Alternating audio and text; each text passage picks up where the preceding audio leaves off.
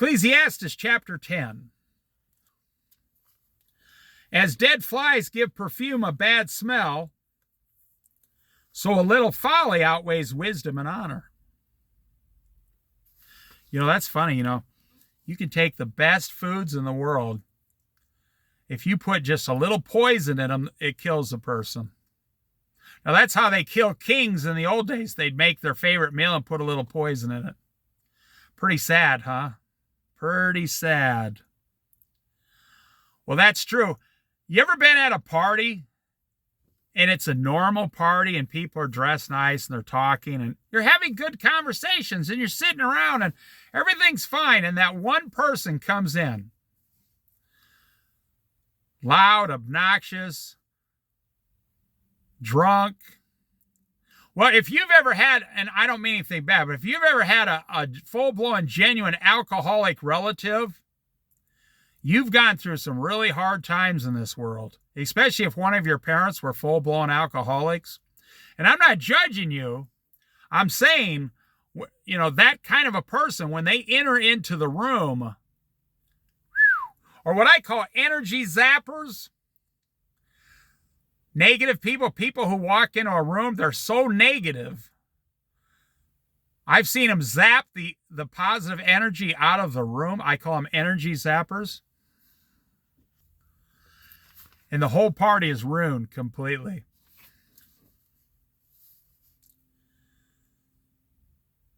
That's dead flies give perfume a bad smell. Now, I grew up on a farm. I've smelled, cow pies before, lots of them. You can't even be like 30 or 50 yards within those things. I've driven by hog farms. Woo! Wow! I don't even know how the people live there. I used to have a job in a packing house, a hog slaughtering plant, but there was a place in the town I grew up in. It was I don't mean to sound gross. I'm just telling you what the verse says here with an example. I grew up in a town that was called a cowhide factory. They take the hides off the cows and send them down to this factory to have them processed. And I needed a job, and that job paid $4 an hour more than any place else in town. And they asked me if I wanted that job because I had experience. Go on down, they'll give me the job. They said, but we got to find out whether you can stand inside the building or not first. I said, well, yeah, I worked at a packing house for, a year and a half. Of course I can. They said, okay, well, before you take the job, you go down there and go in the door and we'll find out within 3 or 4 minutes whether you can take it. They never had masks or anything. I went down there, walked in. The manager says,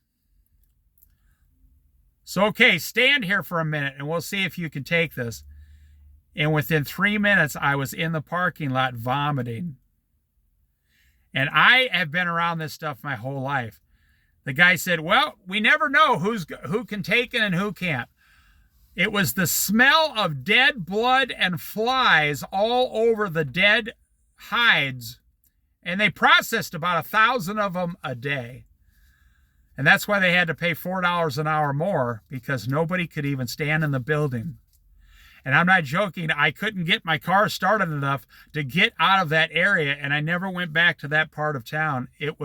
So I know what it says here when it says you got the $1,000 bottle of perfume and a few dead flies completely destroy it. Well, that's the true with your Christianity. Just a little bit of yeast and the whole bread is, rotten. Or just a little bit of folly and your whole Christianity goes down the tubes. I didn't say you lose your salvation. I said your Christian life gets destroyed.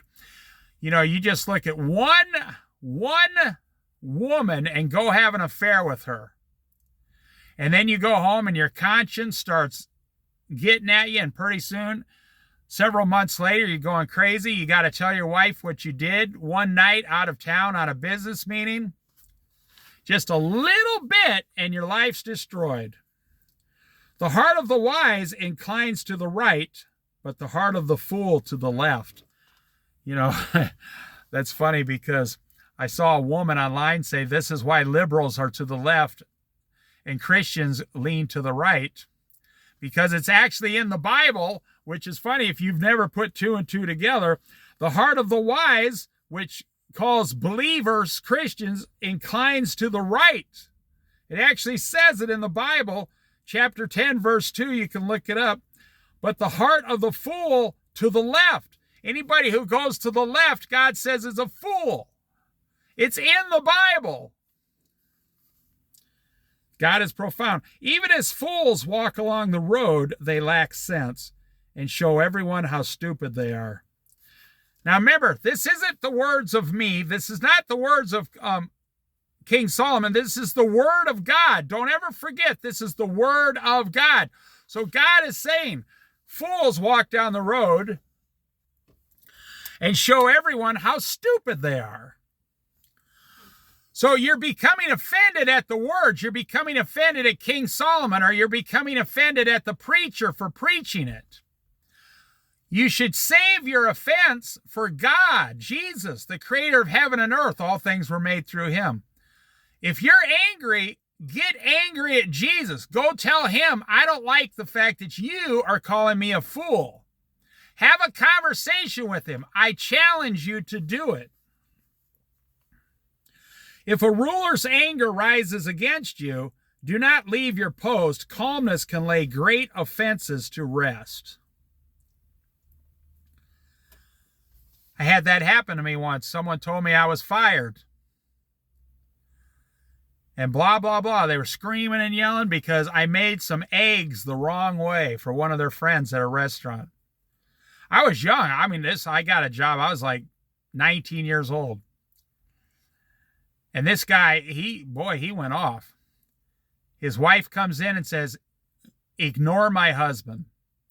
You're not fired. My husband is an alcoholic. It was in a bar, actually. And I was the cook in this bar. And I still kept the job for a while, but then I couldn't handle the man, the husband. So, I was 20 and they were like 60. So I had to leave that job. I just couldn't stand. I couldn't handle every single move I made. The guy completely flipping out and screaming. Well, look, during the time of Joseph, the cupbearer and the baker were both thrown into prison. But then one of them got out and was reinstated back to his position, see? If your boss fires you, you should never talk bad about him. Because maybe his best friend will hire you across town for more money. The best time to apply at a job is when you have a job. Say, well, I'm working over here. It's okay. I can stay there, but I'm looking for more money and I'm looking for more of a career. Something I enjoy more. What would you'd have nothing to lose. You'd have absolutely nothing to lose. You already have a job. Why is it that people always look for jobs when they're fired and after 5 months unemployment, and then they go down and try to get a job within 1 week? Well, you're always going to get a worse job then. The time to get a better job is when you're employed now. See, the time to follow Jesus more is when you're already following Jesus more, if that makes sense to you.